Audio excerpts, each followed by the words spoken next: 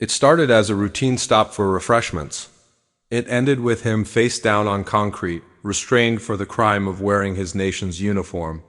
Those officers had no idea they'd just made the biggest mistake of their careers.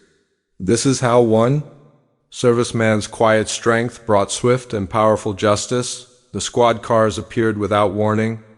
Peace shattered instantly as two patrol vehicles screamed into the parking lot of the convenience store on Oak Avenue. Brakes squealed. Emergency lights painted everything in alternating red and blue. Every customer inside the modest shop stood. Paralyzed, Staff Sergeant Marcus Reed had been moments away from purchasing his beverage. His Army Reserve dress uniform was immaculate crisp fabric, polished insignia gleaming across his chest. He'd completed another demanding shift at Fort Henderson and made this brief detour heading home. Suddenly, tension filled the air like electricity. Two Caucasian officers burst from their vehicles. The first was lanky and angular with a pronounced Kin Officer Dean Harper. His partner, stockier and barrel-chested, was Officer Greg Simons. Their expressions suggested they'd already reached their conclusions before entering. Both kept hands positioned near their service weapons as they charged through the entrance. "Everyone exit immediately. Let me see those hands," Harper commanded aggressively. Customers scattered in panic. One lady's snack bag hit the floor. A gentleman checking his lottery ticket quickly moved aside.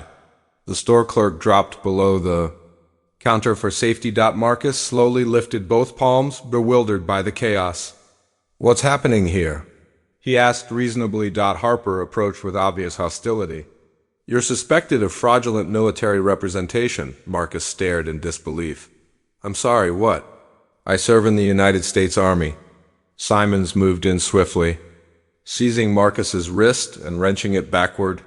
Metal restraints clicked shut before Marcus could utter another syllable. His water bottle tumbled across the linoleum. "You're making a serious error," Marcus maintained, fighting to remain composed. Harper's response was a condescending grin. "Sure, that's what they always claim." They forced him outside onto the scorching pavement, making him drop to his knees. Passing vehicles decelerated to observe the spectacle. Mobile devices emerged from windows. Several witnesses began documenting everything. Marcus offered no resistance. He maintained his posture and kept his gaze steady. The uniform he wore represented something sacred, and these officers were about to discover its true meaning. "I need to make one call," Marcus stated quietly. Simons chuckled mockingly. "To which attorney?" "Not an attorney," Marcus replied. "My superior officer." The partners exchanged glances before shrugging dismissively. "Fine, go ahead." Still restrained, Marcus awkwardly retrieved his device and managed to select a contact. 2 rings later, a familiar voice answered. "Colonel Nathaniel Briggs speaking." "Sir, Staff Sergeant Reed here. I've been unlawfully arrested. They're alleging I'm impersonating military personnel." A pause, then a measured, authoritative response. "Remain exactly where you are. I'm en route." Marcus ended the call and addressed his captors. "Assistance is coming." Their laughter would be short-lived. Precisely 7 minutes elapsed before 3 dark SUVs arrived at the location. No sirens announced their presence. None were necessary. Professional men in formal attire emerged, displaying military credentials and pristine uniforms. The atmosphere transformed instantly. Bystanders stepped back respectfully.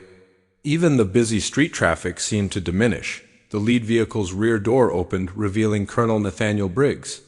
Tall, distinguished, with silver hair and the bearing of absolute authority. His dress uniform displayed more commendations and decorations than most civilians ever witness. He approached the officers positioned near Marcus and posed one direct question. "Which of you is Harper?" Officer Harper raised his hand hesitantly. "Colonel." Briggs required no raised voice to command attention. "I am Colonel Nathaniel Briggs.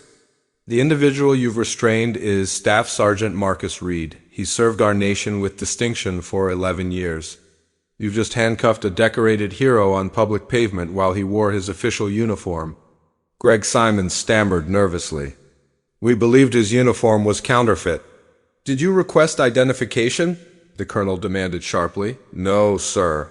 Did you examine his credentials, his base authorization, or even inquire about his name? Silence. Colonel Briggs advanced closer. You engaged in racial profiling against one of our servicemen, and both of you now face federal investigation for official misconduct. A military legal officer stepped forward, presenting formal documentation. You're suspended from duty pending investigation. Surrender your badges, firearms, and communication equipment immediately. Dean's expression showed pure shock. Hold on, this has to be some misunderstanding. The only misunderstanding, Briggs responded icily, was your assumption that you could treat a soldier as a criminal based solely on his ethnicity. He moved to Marcus, who remained kneeling on the hot concrete.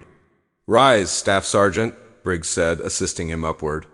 This injustice was inexcusable, but it ends now. Onlookers erupted in applause. One woman cheered enthusiastically. Another voice called out, "Now that's real justice." Harper and Simons were escorted away by internal investigators, not in handcuffs, but with their careers in ruins and their heads bowed in shame. Marcus stood proudly, his uniform wrinkled but his dignity completely intact. Within 24 hours, the footage had saturated every platform. Marcus's arrest and Colonel Briggs's dramatic intervention dominated television news, social media feeds, and online discussions. The hashtag Honor Sergeant Reed became a nationwide rallying cry. News crews descended on the store location seeking interviews. Television programs devoted entire segments to analyzing the incident. The city's mayor scheduled an emergency press briefing. "I wish to offer my personal apology to Staff Sergeant Reed," she declared from the municipal building steps. Yesterday's events were completely unacceptable. Officers Harper and Simons have been permanently dismissed, not suspended, not reassigned, but terminated. The crowd responded with enthusiastic support. Marcus observed the coverage from his living room, enjoying a simple breakfast, remaining stoic until the mayor concluded, "Staff Sergeant Reed exemplifies dignity, integrity, and remarkable restraint. He deserves our admiration, not our suspicion." 14 days later, Marcus received an invitation to address the police training academy. He entered a classroom filled with aspiring officers and anxious expressions. No prepared remarks, just honest truth.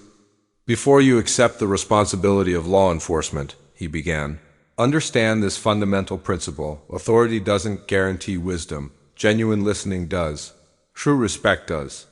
When you encounter an African American in military dress, that's not your adversary, that's your ally. Seek understanding before taking action." Silence filled the room, followed by sincere, thoughtful applause. Later that evening, Marcus relaxed on his front porch with iced tea, watching daylight fade behind the neighborhood trees. He harbored no desire for retaliation. He'd achieved something far more valuable: genuine respect, meaningful justice, and his voice heard clearly across the nation. Respect isn't a privilege to be granted. It's a fundamental right to be acknowledged. Staff Sergeant Reed didn't merely vindicate himself. He reminded America what authentic honor truly represents. Sometimes the most powerful response is unwavering, quiet dignity.